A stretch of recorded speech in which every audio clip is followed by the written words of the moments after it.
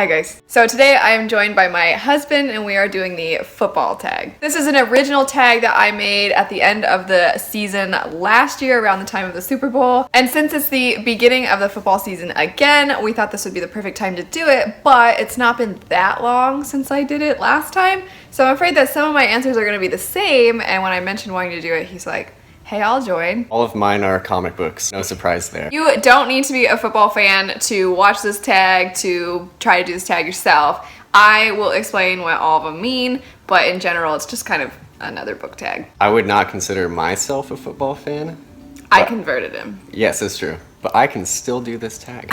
Jumping right into it, question number 1 is to do with false starts, which is when players move before the plays actually started. And it says, what's a book you had to start more than once? Vagabond. I read this first volume. I finished it. I was like, eh. Then when I got the second one, I reread this one and then the second one. Vagabond is about the real samurai Miyamoto Musashi, and it's awesome. And then my answer for this one is one I've said before, and that would actually be Mistborn. So just like him, it's a series that once I got through all of it, ended up being my favorite trilogy of all time, but ironically, when I first started it, I was like, eh. Question number 2 has to do with the MVP, which is the most valuable player, but for this question, it's what are your most valued pages, aka which books do you value the most? Absolute Batman, The Court of Owls. It's a tough decision, but it has a slipcase. It's giant, it's beautiful. If you haven't read any Batman, I'd actually recommend this one. You don't have to buy this giant version. You can buy a normal person version. My most valued pages happen to be my Polish Mistborn books because when I was looking for these, it took me so long to be able to get these. But oh my gosh, I love a lot of the different Mistborn editions except for the modern American ones. But I absolutely love this trilogy, and I just think that these covers are so amazing and they really represent kind of the tone of the books, and it was so difficult to get them, and so when I finally got them I was like, oh, I love them so much. So her first 2 answers were Mistborn. I also, once again, happen to have Polish books here. I absolutely love my Polish Witcher books. For those of you who are Witcher fans, I just feel like, man, these covers are so cool. Girl is like, he looks like such a boss on these. Question number 3 says offensive linemen, which those are the big guys in the front. And the question is, name a really big book or series. For this question, I chose Jonathan Hickman's Avengers / New Avengers. This is just one of the many volumes in that series. And if you like Avengers from the movies, you probably won't like these Avengers. Still read them, because they're fantastic. And then my answer for this is pretty obvious. It's the Stormlight Archive series. The 3 books that are out are all over 1,000 pages long. I think this one's right around 1,200. It is a massive tome. Question number 4. Rookie. Name a debut novel you want to read or that you loved. Now, Rookie is, for people who don't know, someone who is their first season in the NFL. You're such a butt. Now, is it specifically just their first season in the NFL, or can a rookie also be their first in other? It can probably be their first season in any sport. But you're not the football fan, so. I'm not the football fan. Who's to say? For me, the answer would be The Queen of the Tearling by Erica Johansson. I loved this first book of hers. I haven't read the other 2 in the series. I've heard mixed things, but this first one was awesome. My answer for Rookie was The Nightly News by Jonathan Hickman. I just realized it's my second Jonathan Hickman And you were making fun in of a me row. for Yeah. Mistborn. So he wrote this and did the art for it, and it was his first project. This is one I may not recommend if you haven't read comic books before, because even in this one, kind of following what happens is a little difficult for me. There's charts to read, and there's like little things that say, if you want to ignore these charts, continue this way. I really liked that you said, sometimes it's hard for me, there's charts. You're making yourself look really good. Question number 5 has to do with the now retired football player Peyton Manning, who won 2 Super Bowls for 2 different teams. So the question is, name an author who has written 2 different books or series that you love. So my answer was Tom King, who had an amazing 2015, 2016, and he wrote the Omega Men, and he wrote The Sheriff of Babylon. This one gets to the be old enough to read it warning. And Vision. All three of these are really good. This one made me cry. It's made me cry twice, actually. I am going to be boring and say Sanderson because Mistborn and Stormlight Archive are great. Number 6 is Lambeau Field Name, a book that's very atmospheric. Now, Lambeau Field is where the Packers play. To my understanding, it snows there from time to time, maybe rains. My dad has told us stories of football players who back in the day got so cold that one guy's finger burst open just because of the cold. So my answer to this one would be the book Burial Rites by Hannah Kent. It's about the last woman to be executed in Iceland. It's historical fiction, so it is kind of based off of a real person, and it was really fantastic. I also happened to have read it while I was in Iceland, so that helped. My answer is Tokyo Ghost by Rick Remender, and Sean Murphy does the art. Kids, don't read this one. This one's probably the worst thing that I'm advertising today. So why is it atmospheric, you say? It's because it takes place in the not so distant future where we are all so consumed with the internet that we're kind of zombies. Like, we don't even live life anymore. The art is gorgeous. I mean, as gorgeous as a scary dystopian future can be. Like I said, there's some kind of horrifying elements to this. I really liked that when you said horrifying, you looked at me. But like I said, there's some kind of horrifying. Number 7 is Hail Mary. Name a book with a great ending. Hail Mary is when they just Chuck 2 it. seconds left. Throw it downfield. Exactly 2 seconds. They catch it, and it's a touchdown. That's a Hail Mary. Or, well, as a kid, I might have thought people were saying Hail Mary. My answer for great ending, Hail Mary, 7 Soldiers of Victory by Grant Morrison. I was just reading an article about how the ending's bad. Don't listen to the haters. It's a great ending.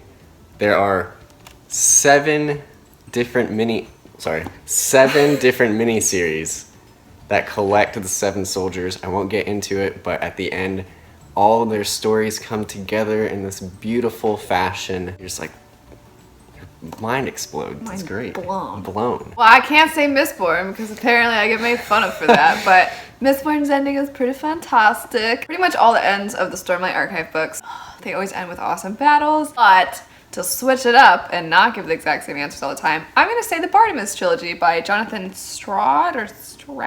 These books are middle grade books, and they're really great. They're really entertaining. They're really fun.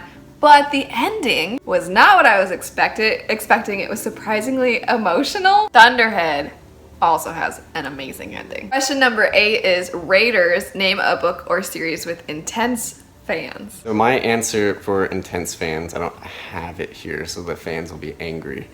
But I think of One Piece. There's like 80 volumes or something, and I read 5, and I know that's not a lot when it's 80 plus volumes long. And everyone is just like, One Piece, One Piece, One Piece. Read One Piece, watch One Piece. I can't, it's just too long. I also don't have any of the books, sorry for the people that are intense fans for these series. The Shadowhunters books though, when that TV show that's based off of the books was supposedly gonna be getting canceled or whatever, I think I saw they bought out a billboard or something in New York and had something about like save Shadowhunters. Number 9, Walter Payton Man of the Year. Name an author who's really charitable. The Walter Payton Man of the Year award is for players who have shown charitable acts and things. It's for like, hey, you've been a really nice guy this year. I do not have an answer for this question. I have an answer to this question. My answers for these are the same that they were the last time I did this tag, and that would be J.K. Rowling, because I've heard that she went from being in the billionaire list to being in the billionaire list because of so much charitable giving. And then also Brandon Sanderson, I saw on his website he has something where around the holidays or just in general people will ask him if they can send him gifts, things like that, and he tells people, I have more than I could ever want or ever need. So if you guys ever want to do something for me in that sense, here's a list of all these wonderful charities. I'd love for you to donate to them. Question number 10 is Patriots. The Patriots are a team that they just keep doing so well, and so the question is, name a book or series you're so tired of hearing about. My answer is The Walking Dead. 2 or 3 years ago, it was just Walking Dead mania. I honestly kind of can't really think of a series or books that I'm that tired of. So I'm just going to go off of what he said for a second and say, in Arizona, where we live, around Halloween, I don't know if you guys have this where you live, but we have this thing where there's some people that have a farm or have farmland or something, and there's like this company that hires people to pretend to be zombies. And then they'll have people pay and they'll like take you out on like a tractor ride and with a BB gun or something, you get to like shoot the people that are pretending to be zombies. As a football fan, I don't need to pretend to shoot zombies. Just put the players from the Patriots out on there. I don't pretend to shoot them. Just kidding. Question number 11 is Brett Favre, who was a player that was the quarterback for the Packers. And then there was all this buzz, like, is he going to retire? Is he going to retire? And then he became the quarterback for the Vikings. And then it was like, is he going to retire? Is he going to retire? So the guy like would retire and then come out of retirement. And so the question that goes with this one is, what's a book or series you thought was over, but then more books were written? The answer for this is Fables by Bill Willingham. This is volume 9. If you finished volumes 1 through 9, you'd probably think to yourself, that story seems done. But there's also 6 more volumes. I'm a big fan of the original Red Rising trilogy, and then I read the continuation afterwards in the 4th book, and I really liked the original trilogy. I kind of wish it had just ended there. Number 12, Cowboys. Name a book or series that people either love or hate. I have a pretty lame answer for this one, but I feel like people either love or hate pretty much any of the Sarah J. Maas books. So this may all be in my mind. I think I hear negative comments and I take them to heart because I like this series. So, another Jonathan Hickman, East of West. Art is by Nick Dragata. I love it. Some people think it's too high concept. Confusing. Question number 13 is Trick Play, which is fairly self-explanatory. And the question that goes with it is, name a book or series with a plot twist. So my answer for this was Descender by Jeff Lemire and Dustin Nguyen. I don't know if it's really a plot twist, but I got to the end of this and I found myself really caring for a character I thought I would not care about at all. Oh, okay. And it made me, cool. Yeah, it made me really sad actually. I was like, oh, Jeff Lemire, making me sad. The Well of Ascension, the second Mistborn book, has quite the plot twist, but once again, to vary it up, I'm going to say Bloodsong by Anthony Ryan. At the end of this book, there's that kind of a plot twist. You don't, I don't even explain what a plot twist is. Question 14 is Cheerleaders. You guys know what those are. A book with a flashy cover. Absolute Sinestro Core War. It's flashing, and you also get a close-up of his ring, and if we open it up, look at this, we got even more flashy Sinestro and the Anti-Monitor and Green Lantern. And if you take the dust jacket off, you've got Sinestro again, and the other side is green for the Green Lantern Corps. And then inside, we have them fighting each other. That doesn't count, that's not the cover. Mine isn't even close to being that flashy, but I was gonna say Warcross by Marie Lu, which in comparison looks very understated. The last question, question 15, is Roughing the Passer, which is when you tackle or touch the quarterback and you're not supposed to because they've already gotten rid of the ball or something to that extent, because quarterbacks are precious little infants that must be protected at all times. And the question that corresponds with this is, name a book that you would love to throw at the author. This can be throwing at them because you're upset. This can be throwing it at the author because they filled you with emotions. Dr. Star and the Kingdom of Lost Tomorrows by Jeff Lemire. I don't want to say too much, but I almost cried. I probably would have cried, but I think you were teaching a student and I didn't want you guys to hear me crying upstairs. I'll say, I'm really sorry. I'm gonna say Iron Gold, which is the 4th book in the Red Rising series, just because I was so angry at some of the decisions that one of the characters was making, and I just was like, gosh darn it! That's it though for the football book tag. Thanks for watching. Read comic books, read books, read whatever you want. Have a wonderful weekend, if it's the weekend. This is going up on a Monday. Have a wonderful Monday. Bye.